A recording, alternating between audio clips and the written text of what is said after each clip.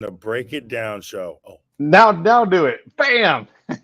hey everyone, this is Doug Melville, and you're watching the Break It Down show. That's right. That's right. We are rocking the house here. And looking. I've got to grab your book. I've got it here somewhere. The main thing is I have your link, and you've written this incredible book about your grandfathers. And let's talk about that. One of the things. Look, I'm a veteran, long time, and one of the things I know is that we are still struggling to remember all of our histories. You know, there's all kinds of incredible people that get left behind for whatever reason. There's a guy named Will Cushing that there should be a movie about, but you can't remember everybody. But in the case of your ancestors, these are hugely important people in terms of how the military does what it does well, which is integrate people. So let's talk a little bit about them, and let's introduce the concept, and let's get moving. Yeah, no, that's great. Thanks so much for having me today, and looking forward to sharing with you a new story that's part of American history and the tapestry of our veterans that we know. Yeah. How did you decide to write this book? I mean, look, a lot of it is in the book, but I want you to tell me how did you come to saying, like, this is what I'm going to do? This is the right voice. Yeah, so actually it all kind of stemmed in 2011. That was kind of the spark that lit me on the journey to write the book. Overall it took around 10 years of research, but it started quite slowly because maybe there's something that you have a feeling about or a gut reaction, and mine came when I went to go see a screening of the movie Red Tails. And the main character in the movie, played by Terrence Howard, is named Colonel Bullard. But in real life, Colonel Bullard was Colonel Benjamin O. Davis Jr., the patriarch and center of my family. So when he came on screen, he looked just like Ben. He walked like him. He talked like him, his physique and height. But he was addressed as Colonel Bullard. And I looked around the theater thinking, does anybody else realize this, or what's the tone? And I realized that most people don't know any of the Tuskegee Airmen's names. You just know them as a collective group of black fighter pilots of World War II. So I start asking around, and people at the after party kept saying, Doug, it's not a documentary. This is a Hollywood movie. It's an amalgamation. This is not here to tell exact word for word. It's a story. And this is when I went home and talked to my dad. I was furious. And my dad says to me, Doug, if you think removing the names is bad, why don't I tell you the real family story? And that's when he shared me the story of the Invisible Generals. And who were the Invisible Generals? It was a father and a son, Benjamin O. Davis Jr. and Benjamin O. Davis Sr., who at the start of World War II, out of 335,000 people in the United States military, were the only two black officers, and they were a father and a son. And they'd eventually go on to become the first and second black general in the United States of America. Isn't that amazing? It's an incredible thing. I wish it was. I was so happy to write it because I want people to know that these men were so great. And Ben Davis Jr. had no biological children of his own, and he raised my dad, who was his oldest nephew, from the time he was 7, because he wanted that same bond with a son as his dad had with him. And his wife couldn't bear children. So even that, I look at what these men did in combat and everything that you read with their ranks and medals, but at the end of the day, it's a father and a son and a man trying to find a son. And that man was my dad. And growing up in that household, him being removed from that movie became personal to me. Yeah. And it drove me to write this book. Hollywood does this, right? They take the incredible lives of people and they have a message. Message is important. We have to tell these things. But like when Lee Daniels did The Butler, I want the Butler. I want that guy's incredible life. Or recently they just did this guy named Joseph Bologna, the Chevalier. He was I just saw that. Yeah. Yeah. That tell you that movie right now so badly lets down how brilliant that guy was. We seem to need to tell these more. I don't know. I don't want to look. I don't want to call it a trope, but we seem to go to the trope of here is the oppressive white person lording over this black person instead of saying every person that Joseph Bologna encountered, he out rode them, out fenced them, out musicality them, out violin them, out. Just look, here is a genius, and start with how incredible this person is. But we tend to not do that. There's a Jelly Roll Morton is a piano player from the early 1900s, one of the inventors of jazz and blues. And every time he's in a movie, he's not that. He's something else. And I hate that we do these things like rob people's names and just rob your grandfather's accomplishments. You know, Mhm. they are incredible just in their own right. Yeah, and I never want to be negative on anything because basically the philosophy of our family was always passed down from one generation to the next, and that philosophy is you have to use the system to diffuse the system Yeah. and to make commitments, not excuses. So when I saw the names removed in the movie, I was never had any ill will or negative feelings towards the filmmaker. I just Right. knew that I had to continue the story by using the system to find out more information and bring a new light to the story. And I think that takes a lot of time, Yeah. resources, but I think it's much more productive than complaining and saying, "Oh, this isn't fair and Mhm. this isn't right," but to actually say, "You know what? Like my dad said, what are you going to do about it?" Yeah. They took the names out of the movie's already made, son. Yeah. Yeah. What are you going to do about it? Like Yeah. pick it or, complain? And that Yeah. was when I said, "Well, I'm going to find our real family story." And that's why when you asked it, how long does it take to write the book? I didn't actually know it would get to a book because Right. you didn't really know until you get into it and start uncovering. Yeah. Yeah. One of the things too is there's a line in the military where like your your grandfather is the leader of the Tuskegee Airmen, right? And it's hard for them to break in. If you are a new dude or a new concept, everybody wants you to prove it. So yes, there's this piece with the ethnicity of all of these pilots, but there's also like, hey, can you guys do it? Can you guys go out? We're betting our lives on you, right? And so, like, if I show up to a special forces team, I was a spy when I was in the army.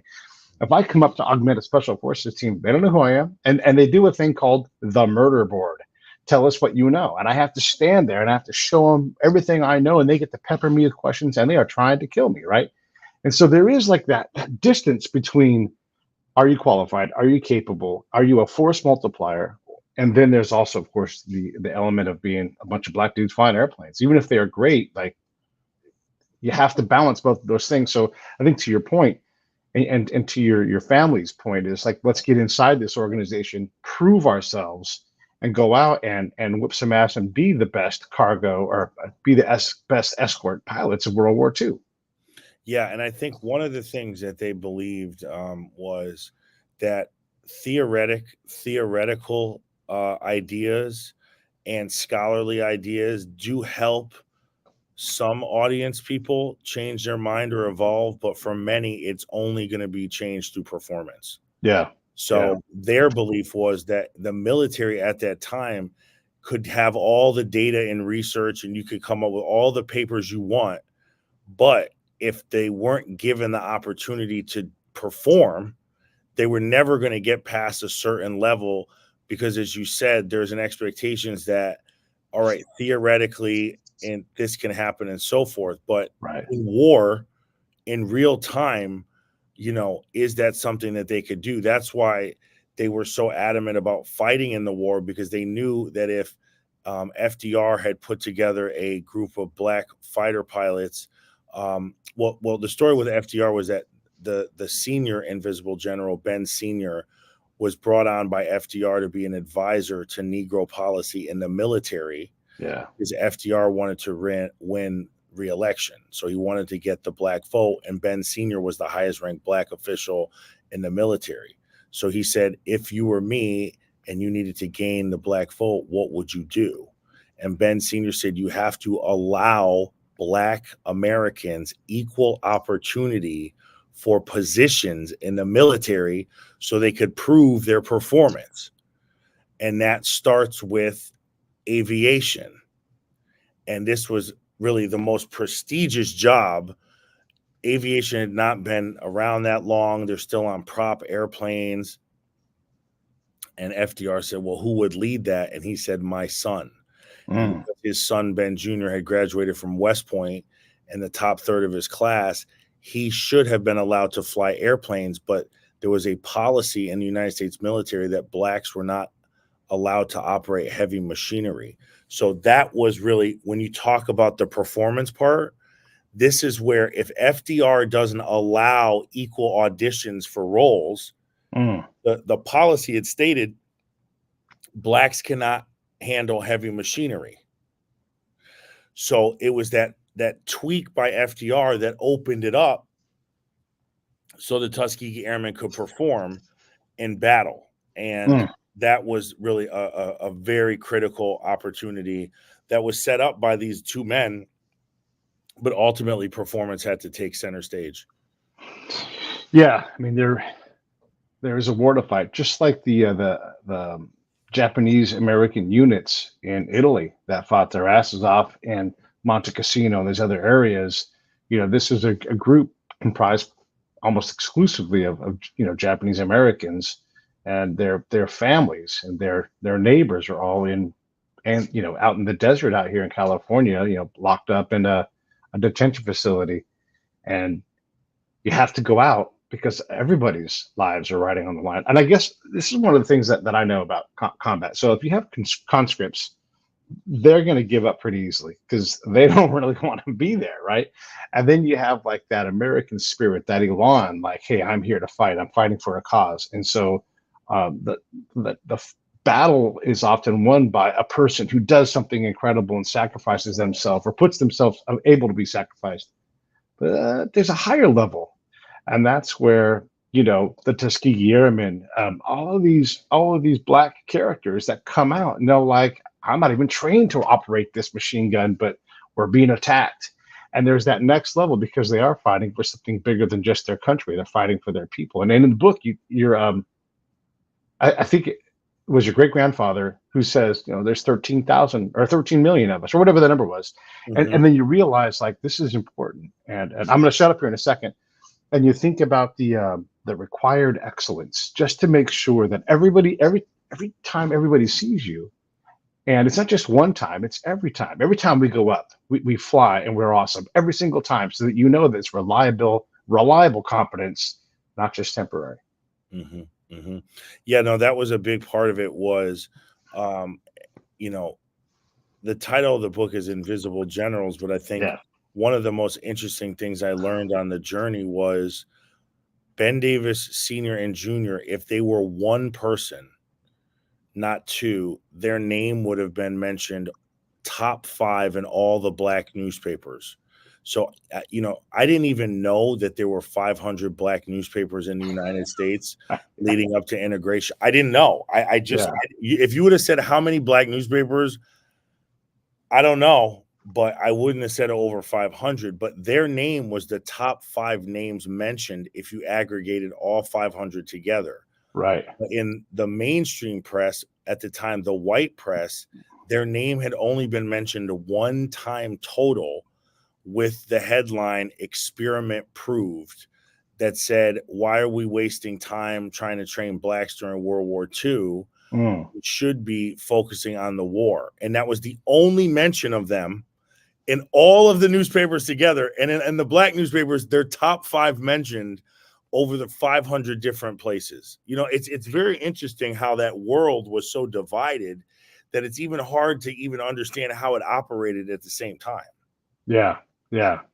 I'm looking at an article right now while we're talking on newspapers.com, and it's got Benjamin O. Davis, and they're talking about things, but this is in the middle of the war.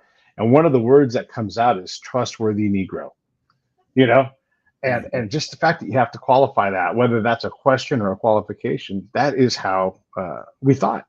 at the time as a nation, and here's this highly credentialed guy. Like your great grandfather was absolutely ready for the job that he had, but there was still always this. You had to validate, you had to prove, you had your bona fides put ahead of you so that people could see that you were trustworthy. Yeah, and I think one of the things that came out of the Tuskegee Airmen that's maybe talked about a little, but not maybe at the degree I think it's important to understand. Yeah. But when the military, World War II began, and the military was 100% segregated, when they allowed blacks to fly airplanes, Yeah. the rule was no parts or tools that worked on white airplanes could work on black airplanes. Jeez. So Yeah. when you even think about that, and this Yeah. was really one of the big things that pushed the military towards integration, because when the war was over, Ben Jr., who had commanded the Tuskegee Airmen, which was 15,000 people, Yeah. he is commanding a 100% segregated Air Force that can't use anything that's touched a white soldier in war. So they had to get everything from scratch, had to be sent directly to them. Yeah. So they got the worst parts, the worst food, they weren't getting the best anything. Yeah. And then when they flew the P-51s, which became the famous Red Tail, they had run out of all the other planes and parts.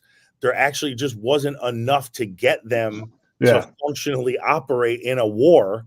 So they had to give them the ones that were fresh off the line. And then when they got the real planes, then everybody saw that they could perform at the same level. But the road to that performance that you talked about was so long that if you didn't have patience and there wasn't a war that forced this to happen, who knows when it would have happened.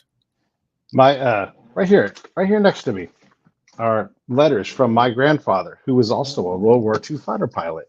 And he was a hyper great athlete. Like in high school, multiple letters, everything from swimming to football. And so everything in between. And they did the same thing in junior college before he went off to the path. And when you see his action, he's always on the field, he's shooting baskets, he's playing, he's everything. And then you go into this interminable, just forever process of becoming a pilot. Like first you got to go learn how to chalk the airplane. And in his case, he had to go to Arizona and get like the very basics of ground school. Then he went to advanced ground school. And then he went out to Monterey to go through can you hang and be physical? And all of these things. And so here you are, if you're his counterpart who's black, you're going through this process, and there's every inch of the way, there's no antibiotics. You get a scratch, you get an infection, you got to go to the infirmary for 2 weeks. Boom, you're out. You're going to go be a mechanic, right? There's so many areas for any pilot. Now, a black pilot, forget about it. Like it's almost impossible to take people who have the kind of courage, have the kind of physicality, have the kind of intelligence, and then have to be lucky as a pilot, and now you add in black, and it just seems like, how in the world did they pull this off? Well, I think that was even more amazing, and that was why I was so emotionally attached to the film. And even though it was not there to be a documentary, but to say that these guys actually pulled this off should be worthy of putting their name in it. Just the fact that they pulled it off. I agree with you. Because it was all one shot. You always tell me you could do it, but you had zero error. Yep. And they had to do one thing after another, after another, after another. And then when they end up getting back from World War II, if you think about this, there's a little over 1,000 pilots were in the Tuskegee Airmen, and then 14,000 support and ground crew. But the 1,000 pilots came back, and the private sector was still segregated. Yeah. So the first black pilot was hired. The research that we put together was 1964 by American Airlines. Jeez. So from 1945, 6, 7, when the war was winding down and pilots were coming home, they couldn't even get jobs because their military contract was actually signed under something called the Tuskegee Experiment. So when the war ended, they didn't get the same benefits as veterans. Yeah. Then they couldn't get jobs in the private sector because their skill set was still segregated. Yeah. So the military then in 75 years ago, actually this year, went to go in 48 desegregate the military under Truman. And if you read the papers, what's so interesting is neither side wanted it. The whites didn't want it because they had felt that blacks were inferior and, all the kind of historical stereotypes. The blacks didn't want it because they felt that if you used an integrated system, they wouldn't get a fair chance and opportunity or be given the same quality. So Truman's trying to integrate the military, and both sides are complaining that this is not what they want. But Ben Davis Jr. and Sr. said, that's all well and good, but you cannot have a segregated military in a war when your plane can't use my plane and we're fighting for the same person. Yeah. That basically was the bottom line. And they worked to put together the integration plan. And Ben Sr. then was pushed to retire by Truman. And then Truman integrated the military in 1948 in the summer. And then each branch of government could write a plan on when to do it. So the Navy moved the slowest. The Air Force had moved the fastest. They gave some grace in the middle because some people were so against it that they just refused to listen. That's why people think sometimes it was like, when they say it's integrated, like tomorrow. Ta-da, here I am. Hi, I'm Jeff. Yeah, it doesn't really work that way. Yeah, it does not. And even today in the military, I can't say it, even in my era, which was a couple eras back, you didn't see necessarily segregation. But if you went to a school, you have all kinds of different ethnicities there. But the black folks would sit with the black folks, the Asian folks would sit with the Asian folks, and the white folks would kind of be in different subgroups. It just happens. And it wasn't about hate or anything. It was just more about affinity, I suppose. Like if I wanted to, I could go sit with the black folks and go eat lunch. But there is a dividing thing that still, even in the 2000s, was happening. And it was always curious to me why that was and why you're kind of pulled to your group as opposed to actually truly being integrated. Mm-hmm.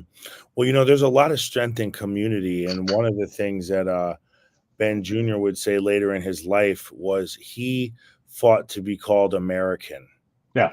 And this was something that in the beginning of his life, people were behind. But as he got into his 70s and 80s, and we entered the 80s and the 90s, when he would go speak, he would talk about people would get very mad at him when he asked to be addressed as an American. Because people would say, no, you're not an American, you're a Black American. And then you're an African American. And he goes, but I fought for integration so I could be an American. And people were like, no. So he was facing, and he would always say the Q&A portion when he would visit schools, he would always be prepared for students and other people to say, you don't support us being called Black American or African American. But the way he thought was, I fought so we could have one. Yeah. So for me, that was the goal. Now, if you're telling me that that's not working, so you need subgroups, I'm telling you that my philosophy is American. Yeah. And that was something that he brought up many times that I speak about in the book. And there actually is no real right answer, because if you try to get groups into other groups where they don't feel like they belong, it's kind of don't work. You don't want. It's like I always say, it's kind of like the body rejecting an organ when someone, a group or individual of people that's different is forced into an environment. Right. It doesn't always catch on with the body. Yeah. And so some people will say it's better for us to just be separate. But then if you talk to people that lived through integration, they were like, American was what we were fighting for. Yeah. Yeah. And then you read like Frederick Douglass, and every 4th of July, they'll read a portion of his speech. But if you read the full address, he is critical of America. He stands there and he hammers away. Then he comes back around and says, this is an amazing country where all this stuff is possible. Then you fast forward about 40 years, you have Booker T. Washington and W.E.B. Du Bois and they have their tete-a-tete. And then you fast forward another 70 years, there's Sly Stone and Ali on Dick Cavett. And Sly is like, man, let's all be beautiful people. We're all people. And Muhammad's like, after we get things more equal, and so you have this constant internal rivalry on how to approach this problem, right? And like you said, you can't just say we're all going to do this or we're all going to do that, because the same thing happens in Puerto Rico. The same thing happens in every state. We divide and we try to battle through what direction we want to go forward, and then you got to do that in the big world, right? And so like it's a very complex social dynamic when you look at that. But if you look back at the string of time, you have Frederick Douglass, who we read his words to this day. And today, the Secretary of Defense is General Austin, a black dude. And we don't really, for the most part, no one even cares about that. What they care is that he does his job. And that's a different conversation. But we have made progress. But do we accept that? Yeah, if you look at history, it's told in very inconsistent narratives, and people choose to take what they feel best aligns with their beliefs. It's almost like history in some sense is like religion. It's like you look at areas that you feel most touch you, but you may overlook certain areas too. But when you look back at after the Civil War ended, there was a period, the Reconstruction. There was another period after that, and I talk about this in the book, where there were rules that no Confederate statues would be built in honor of Lee and other soldiers by way of policy. It was that the wombs of America are cut open. We've lost, a huge percentage of our population. There will be no statues of Confederate soldiers to be put up. But then after that period of time, then the rule was we will honor the men who fell, and that's the daughters of the Confederacy went around and said, my daddy, my family, the men before us, and then they got the statues built. But depending on which part of history you look at, you look at 30 years where the men themselves said don't do it, or you look at their daughters who said honor our parents. And that's when the statues were built. So this gets really tricky when you look. It gets really tricky because whose opinion mattered? The men who said don't build it, or their families who, just like I am, said my family's legacy deserves to be highlighted, and then they go back and get the statues. Yeah, I'll tell you whose opinion matters. The guy that wrote this book. Can I get that thing to focus? No, I cannot. I got to go all the way back here. Look, I can't. And it's audible, but I can't get it to focus. But here's the thing. Go right down here. Here's the link to the book. It's called Invisible Generals. And I'll tell you what, I've really enjoyed. I love picking up all of these different military people because it helps you to understand the big picture, because World War II especially is a massive endeavor. We act like, hey, World War II happened, and then, hey, America went to Africa, and then America did Normandy, and then we won the war. Like, this is way more complicated. And you have someone brilliant like your grandfather who runs the Tuskegee Airmen and that entire division of people. I don't think people have any idea that there was a general back then whose dad was a general. When did your great grandfather become a general? What year was it? That was 1940. 1940. So he had been serving in the military he retired in 48. That was 50 years of service. Wow. So for his 50-year career, he was in 100% segregated military. Yeah. And he was the only black general. And he would have been much farther ahead, but the problem was by policy, whites did not have to salute blacks, and blacks could not be in command of whites. Yeah. So because of that one rule, you could only have so many roles. You can't be in charge of. That's right. Really, and we went back what we were saying earlier about performance. I can't have you perform because I'm not in charge of anybody. Right. So they sent him overseas, Libya, other places, and that was where he was getting battle experience because they were looked at as Americans over there. But in America, he wasn't afforded the same opportunity. So that's why he wanted his son to continue on and get opportunities that he didn't have. Right. But if you look at it how people think, they would say, well, if this is my experience, then I don't want my son to go into this. Right. You would Yeah. think that a dad would say, no. Yeah. But he looked at it and said, if we aren't afforded benefits that someone next to us is, we have to, through performance, show we can do it. And then the next generation will get access to it instead of complaining about it. I don't know if you're aware of this in the military, but when you're a commander and some kind of war is happening or happens right there on your watch, you're desperate to get into that fight. And there's a virtual line and you're elbowing and you're like, I'm going to get my troops into this fight because I'm a leader and I want to lead troops in contact. I want to lead troops in combat. I want to get out there and get out there and get out there. And so when your great grandfather is trying to sort through, how do I get there? And even your grandfather, how do I get my guys in this fight? That's part of the leadership challenge. And look, 100% honest, back then, being black was a way the other officers could push him aside. And so whatever he did and whoever helped your grandfather get the red tails out there, that is a remarkable thing. That is just, I think about like, I don't know if you how much you know about Teddy Roosevelt getting into the Battle of San Juan, but he wasn't supposed to get there. He did that through sheer force of will. He's like, I will not rest until we are in this fight, and then take on the hill and go win the Medal of Honor. But that's what your grandfather had to do, and he had to politically fight. He had to physically fight. He had to do everything to get those men in that fight. Yeah, and he was just operating under the philosophy: use the system to diffuse the system, slow and steady. Yeah. The impossible takes time, but in time you can accomplish the impossible.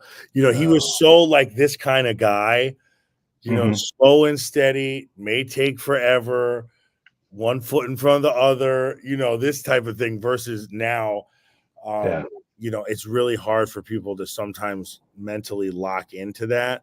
Yeah. But one thing I do want to say about Ben Sr. and Ben Jr. is, Ben Sr.'s wife died during childbirth. So he was a single dad raising 3 kids.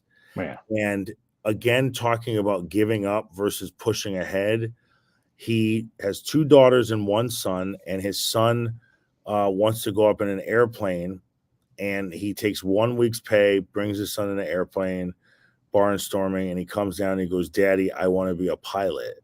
Mm-hmm. And he then says, son, I will train you to get to West Point and graduate in the top 30 of your class, because even America can't turn down a West Point grad. Yeah. And he trains his son. If you look at, LeBron James and his son, or Shedeur Sanders, I mean, there's many other examples, but someone who has a skill and they train their child to be in the military from the time the kid was just under 10 years old, all the way up to when he got into West Point. And you look at that and say, that is unbelievable commitment to your son's dream.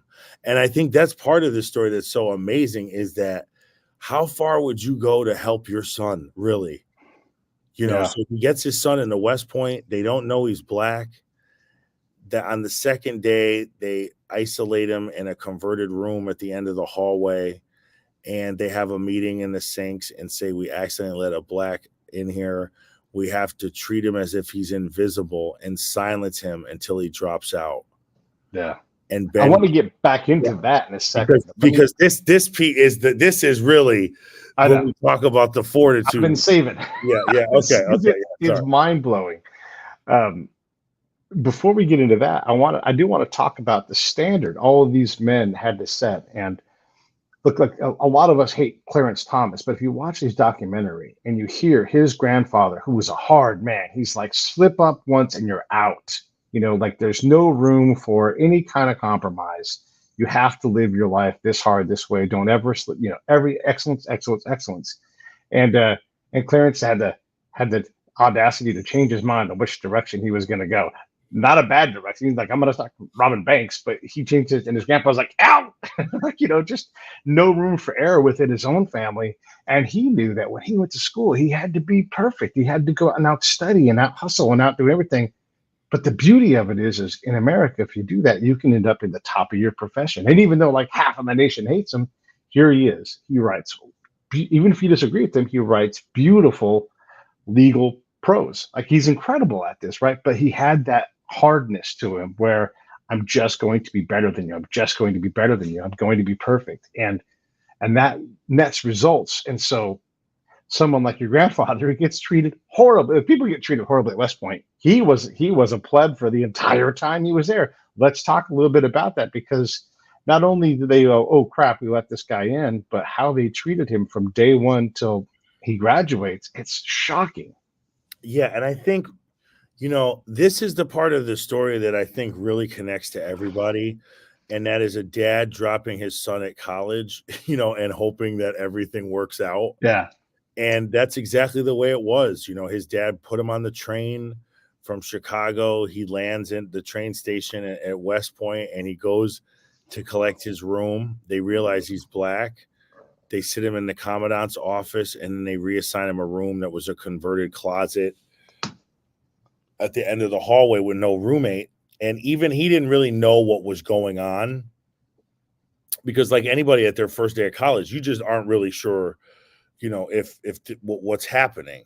But then it was the second day when they had a meeting with the cadets and the faculty saying that we're going to treat this one black cadet, and silence him and treat him as if he's invisible until he drops out.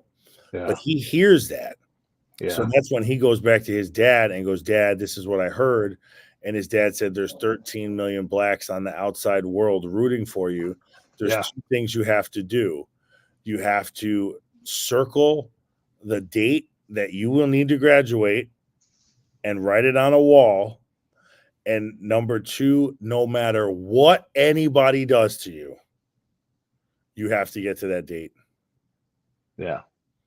And this began to me. And later on, when I went up to West Point and shared this, I think the individuals that I shared it with really weren't familiar that someone had graduated here with no human interaction. Because if you go up to West Point, they will tell you, do you know how hard it is to graduate from here? When you go there right away, they go, do you know how hard it is to graduate from here? This is Harvard plus physical therapy. Yeah. Military train, every plus Harvard. Yeah. And the dropout rates are already so high. So for him to go there 50 weeks a year, like you were saying, a plebe for 4 years, he had to ask permission to sit, to eat, and go around each table till someone said yes, but no one would. So he would walk around the cafeteria 1 hour, every meal, 3 times a day for 4 years. Never sat down one time. So just before you even look at anything, not one time. Yeah. And he failed classes, boxing, CPR, that nobody would partner with him. He wasn't able to have a study group, any study buddies, or get advice from anybody else. He went to the Army-Navy game in a segregated bus by himself. And it wasn't until his 3rd year when people started writing about him in the press, that when he got off the bus, then there was people waiting, or the chefs who worked in the kitchen were like, you could do it. So by the time he started getting into 3 and 4 years, there was kind of people working to see if he could help do it. And lo and behold, he gets right before graduation, he ends up in the top 1/3 of his class. Yeah. Which even with all that. Yeah. And they tell him, because blacks cannot operate heavy machinery by policy. Now, can you just imagine hearing this after going through this? You've been operating with everyone just like everybody else. Yeah. Yeah. And they told him it's against policy, and they encourage him to drop out and honorably discharge, and they would pay him to relocate to Chicago and help him set up a legal practice and send him to law school. No, thank you. No, thank you. You're in the military. No, thank you. I mean, No, it's, thank you. and I can't imagine, someone like yourself going through that, Yeah. and Yeah. then they pull you in and go, I know you weren't supposed to make it. Yeah. So can Yeah. you No, I please think I'll go ahead? stay. I think I'll stay. It's all good. Yeah. Yeah. Yeah. Oh So, my God. and then he graduates, and even the superintendent at that time, General Pershing from World War One, they weren't sure he would even shake his hand. Yeah. That, I mean, there was like, if you read back, there was a lot of controversy. Like, are we going to really Yeah. let this happen? Yeah. Yeah. But Yeah. You mentioned, I'll put the picture up here. It's not terribly good from the newspaper file, but uh, Eleanor Roosevelt goes on a flight down to Tuskegee, and she chooses a black pilot because there was this belief about heavy equipment that blacks couldn't fly. And so here's the clipping, and so you can kind of see it's a little bit dark, but I love that you yeah, have yeah. And so you have this thing where the president's wife has to, say, "Hey, I'm just gonna," kind of like when Princess Diana was hugging people with AIDS. Like you need these opportunities for someone special to do something special, to let a special person be normal. Yeah. You know? Yeah. You need these allies, and there's only so few that are there. But, Yeah. even when FDR said he wanted to integrate and allow black pilots, even when he said it, couldn't even really get around to it. If it wasn't for his wife, and actually, if you read the reports of that day, she went down to Tuskegee. The Secret Service didn't want her to fly. There was an argument at the White House. Like, if you actually read it, this was not, Disney. Yeah. This Yeah. was, I am going down there and I'm going to go see it for myself, and then chooses to fly. Yeah. And again, this is a woman in the 30s, doing this. This is not a norm like now where you're like, I'm gonna stand my ground. She had to help It make was that very normal. honest. There's always been great women throughout history, and she's definitely one of them, right? And so hats off to her, but also hats off to the folks that stood up and said, "Yeah, I'm going to do it." Did anybody after graduation acknowledge your grandfather at all? Like, did he have any peers that are like, man, because look, you cannot mess around with your career in the military. And if you expose yourself, boy, you end up right next to your grandfather and you get drummed right out. It's very, very risky to, like, I know you'll get this because you're an expert in diversity.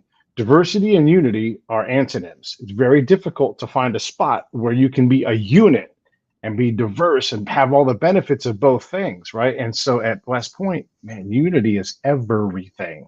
And by standing out, by getting other people in trouble, you will get shoved out by your peers. He's kind of lucky he didn't exist, because being antagonized and targeted, marching on the square is probably worse.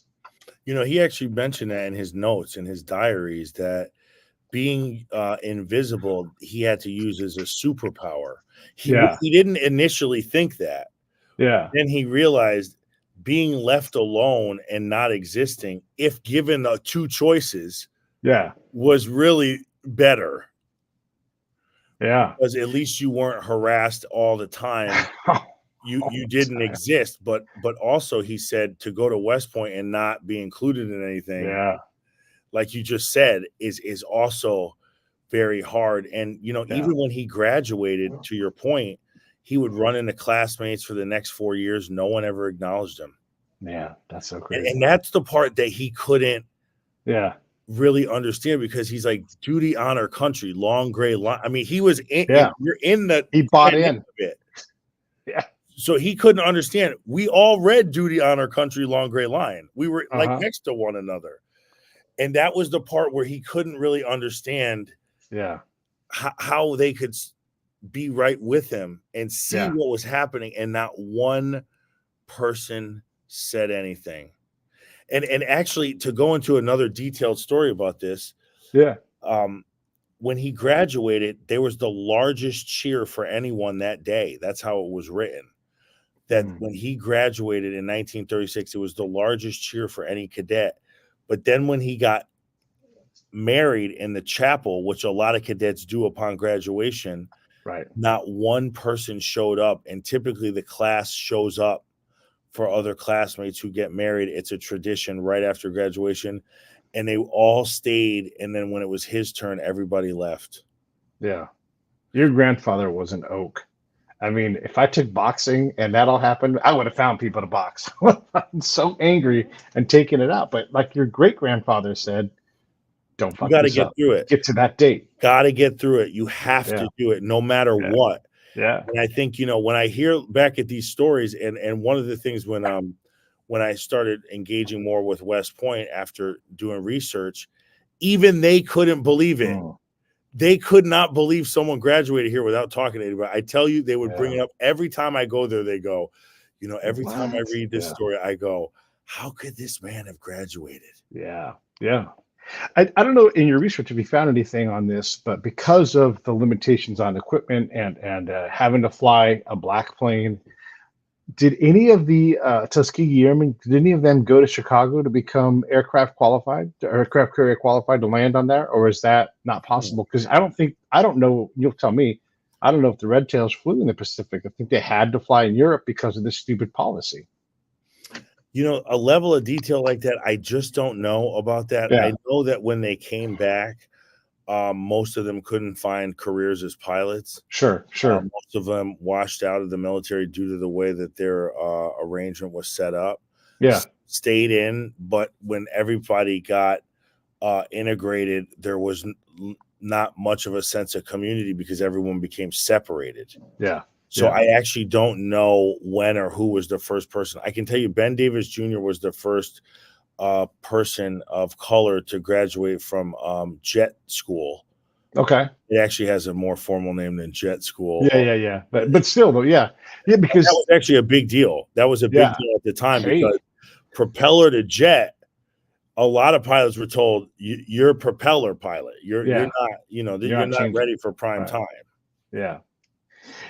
And I'll have to look around and find the answer out to that. But I imagine because almost exclusively all of the fighter pilots went up to Chicago and they did like a really short, less than a week long training of just touch and goes and then land on what was a side wheel paddle cruise ship before the war, right? And they just put a short top on top of it.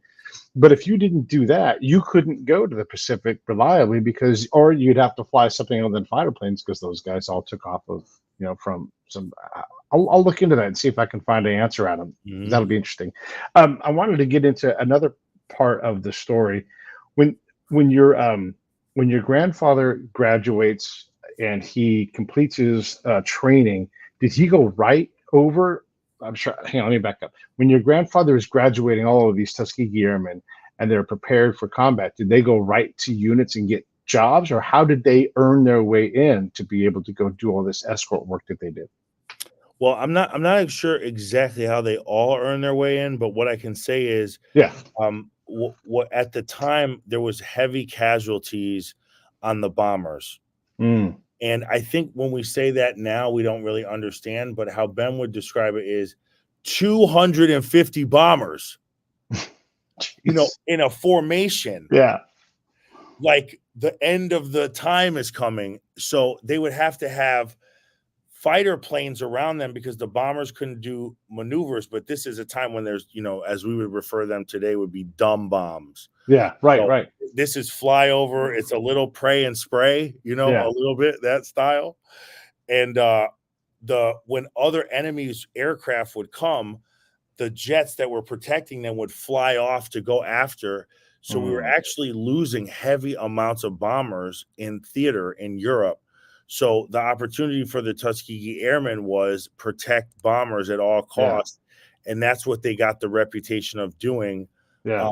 And Ben, even on the nose of his jet, wrote by request because they were getting so many requests because they weren't leaving the bombers and they were very good at defensively protecting them. Yeah. But for the airmen, even though some wanted to be in the front line forward fighting, most of them loved that they had a role that could show their performance in a way that had some facts to it. Yeah.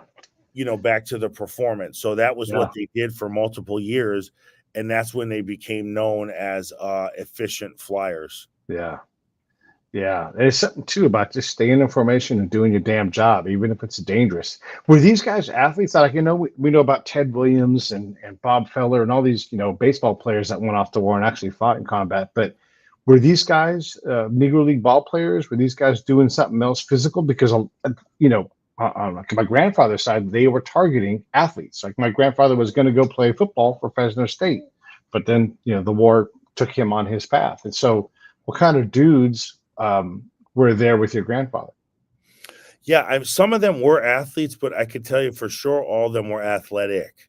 Yeah, Because right. in order to be a pilot at that time, number one, you had to have perfect vision Yeah, because the goggles and the vision. So you had to have 20/20, 20/15 vision. So right off the bat, yeah, you had to be a certain body size and yeah, height because the cockpits were quite narrow and really defined for a specific body type.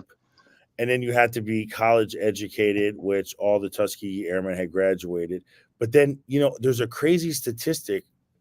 I don't remember what it was, but it was a real percentage of people learned how to fly planes before cars because blacks at the time couldn't afford sure. automobiles. Yeah, And when they were given their planes, the airmen would say, we had our pilot's license before our driver's license. nice something. Yeah, So when they took aviation away from these men, when they got back home, you can understand how that felt because they were yeah. really more at one with airplanes than they were with automobiles, which is just, it's just surprising. Yeah. It was very important. I want to go back to West Point. There's a couple of and this is service academies in general. If you are at the back of your class, that's not necessarily a bad thing. It means you're a certain kind of maverick kind of person. You're going to have to be tough to get through it like that. And there's these characters from history. There's a guy named Will Cushing I mentioned earlier. Another one named Powhatan Clark. And Powhatan came from like a landed gentry kind of Southern family, and he was absolutely, wired to be a racist. But he also graduated last in his class. What he was good at, I know it's going to resonate with you, was he was a world-class horseman. He was the best horseman at his class. So this is in the 1800s. So they sent his ass out to the cavalry, perfect for him. And he rode with the Buffalo Soldiers.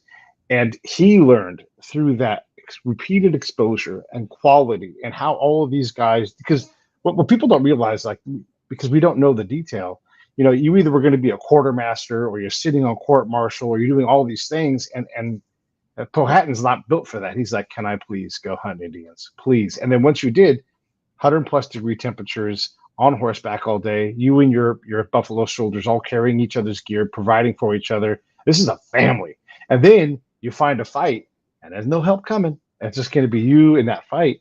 And he won a Medal of Honor. One of the guys there, unfortunately, has never gotten his Medal of Honor, but one of the other Buffalo Soldiers was in the same thing. And these guys are saving each other's lives, and it cured Powhatan of his, racism at the time. Now, look, where he still was is probably way different than what we would see. Probably still call him a racist today, but there is something to be said for these folks that graduate at the back of their class because they do have to push through the normal resistance of the institution. Will Cushing doesn't graduate from the Naval Academy, right? He gets kicked out right as he's about to graduate. He walks up to the Secretary of Navy and he's like, "Hey, I really want to go fight in this fight that we going on during our Civil War, right?" And you know who's got a big statue in the graveyard at Annapolis? Will Cushing. He never graduated, but he's an place of honor at the Navy because he was a maverick. And I don't know like how your grandfathers ended up when they laid these guys to rest and if they finally got some of their due, but that is a very normal thing to be like, you are an outsider, but we love all your audacity. We love your persistence. Is there anything like that for your grandfathers? Yeah, I think, when you start getting into these stories, it's important that we really, take into perspective the lived experiences of people in the past is so different from the lived experiences now. It's sometimes hard to even compare, right?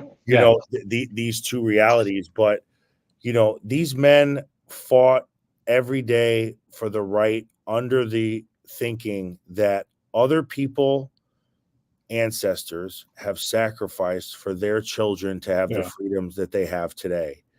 And in our case, we have a bigger burden to bear, but that burden is necessary for our children Yeah. to have the freedoms that other children have today. But this thinking is very hard to do in practice, just like you said about the boxing. Yeah. But this was how they had to think to say, we're going to go through it. We're not going to be negative. We're not going to be bitter. Yeah. We're just going to say our burden is going to have to be different. But that was so my dad could be a judge. That was so I could live and, work in corporate America and travel around. So they never looked at it like, who was this or what happened there. They would just say, people are misguided. We have to deal with a lot of indignities. That was the word that they liked saying. That was their word. Yeah. And write the date on the wall, and no matter what, don't let anybody stop you. Yeah.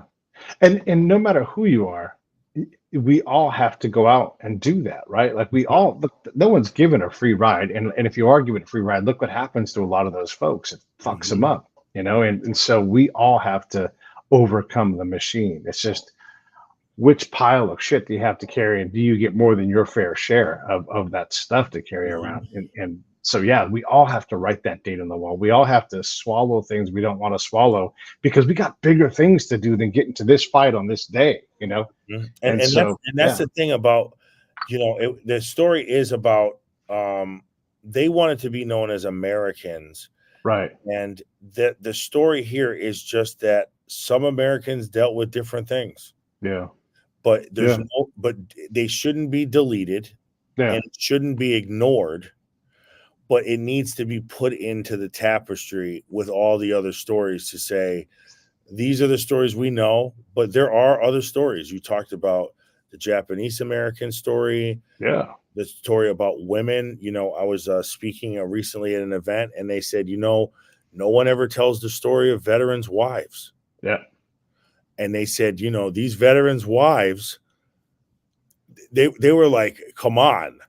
All the things they know, deal with emotions, relocation, kids, I don't even know enough to even, but it's unlimited. And they said, where are they? Yeah.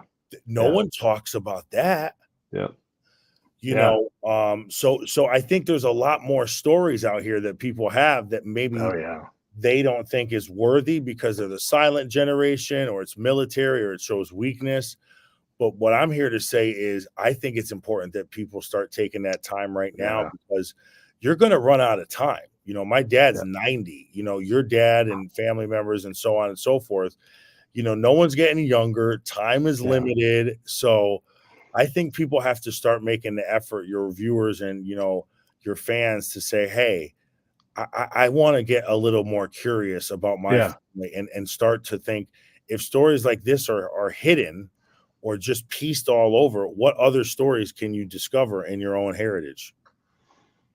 Yeah. And it's also okay to say, I don't have time for everything. And these are the areas that I'm going to have time for. Right. And you focus on those things, because we quite often want to be right about everything. And it's like, no, I talk to kids every year from high school, and I'll ask them, like, what are you guys worried about? Like, what's your big worry? And one of the kids is like, oh, global climate change. And I'm like, well, are you going to go into the sciences? No. And I'm like, well, then you should worry about something else, because, there's someone who's here in this school who's going to go work on that.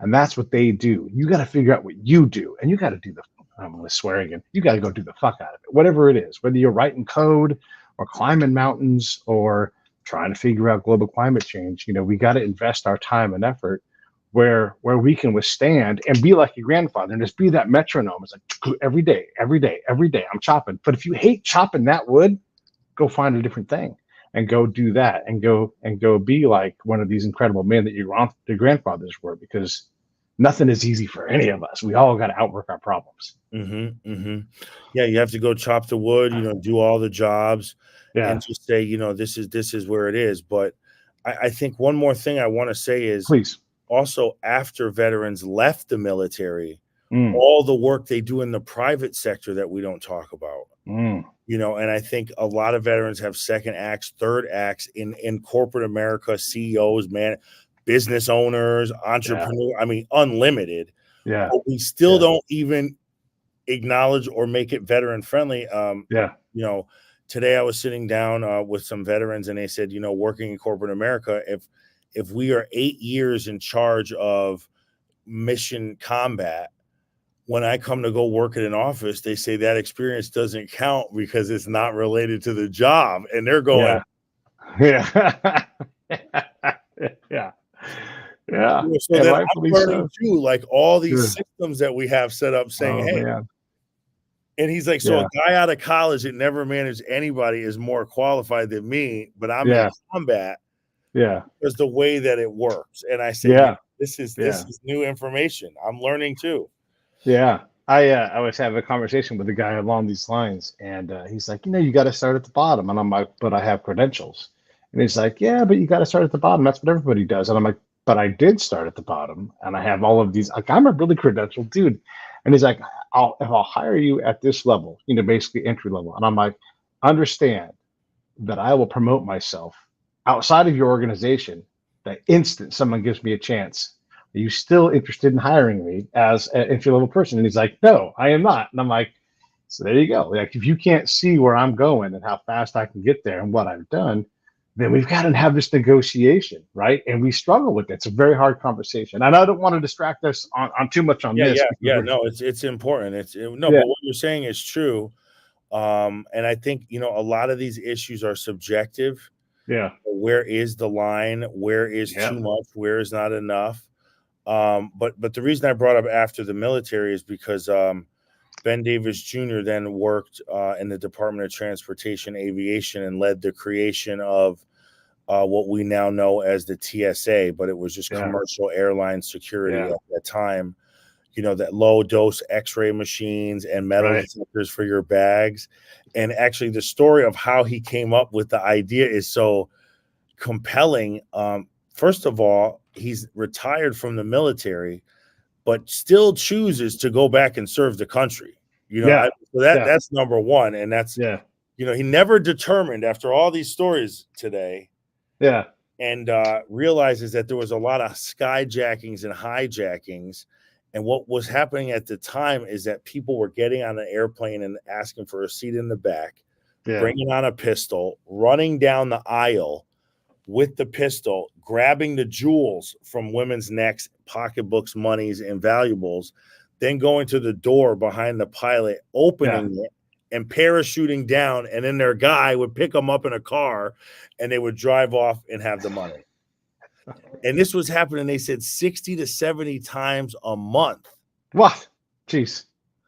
Planes to Cuba. They have all the routes that they had that were easy, low-flying planes where they could get away with it. And he said, people are going to get turned off by travel, so we need to build metal detectors and low-dose X-rays, as well as the Federal Air Marshal Program, where he trained 4,000 officers to sit undercover across airplanes. So I bring this up because these are things that you may not talk about. Yeah.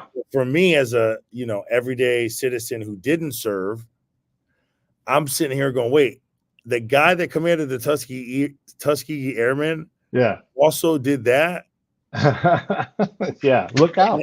And then after that, worked with Carter to lead the creation of the 55-mile-an-hour speed limit as a federal speed limit. Where, if you read, they hated it. He was only doing things no one wanted. Yeah. People didn't want airport security. People didn't want air marshals on every plane, and they didn't want to slow down because the speed limit was 65 or 75. Yeah. Oh, also with a little thing called the Thunderbirds. With this roll. And that was a recruiting tool in the Air Force Academy, the Flying Thunderbirds, and that started with 5 pilots.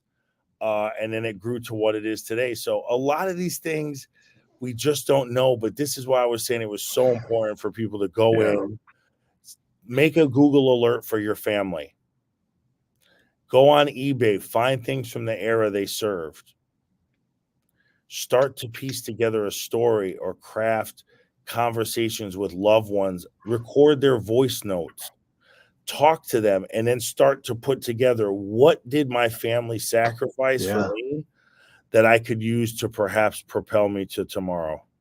Love it. Love it.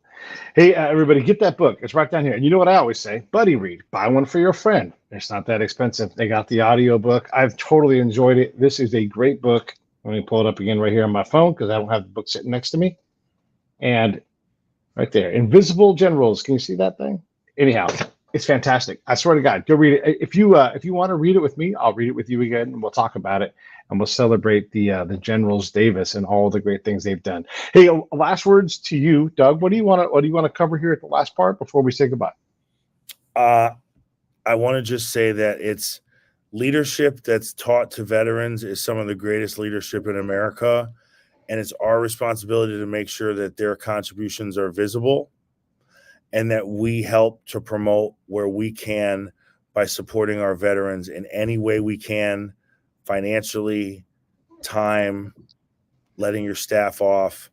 And we need to be the change of the voice of these veterans. And when we talk about all the things we talk about in corporations, all the places we could help, let's consider and give the benefit of the doubt to the veterans of the United States of America. And my story could be out there millions of other times. So we're never going to find it unless we give people that space and help them rise up and tell these stories. I love it. Stand by. I'm going to run the credits and come right back to you. Okay. Hey, thanks for watching the show. I really appreciate it. Right here, you can subscribe. Please do that. It makes the show grow. Hit that notification bell so you know which incredible guest is coming up next. Down below is the PayPal link. You can put a small subscription in. That is an enormous help. All that money goes right back into the show. And then right up over here are the next episodes you should listen to, curated by yours truly.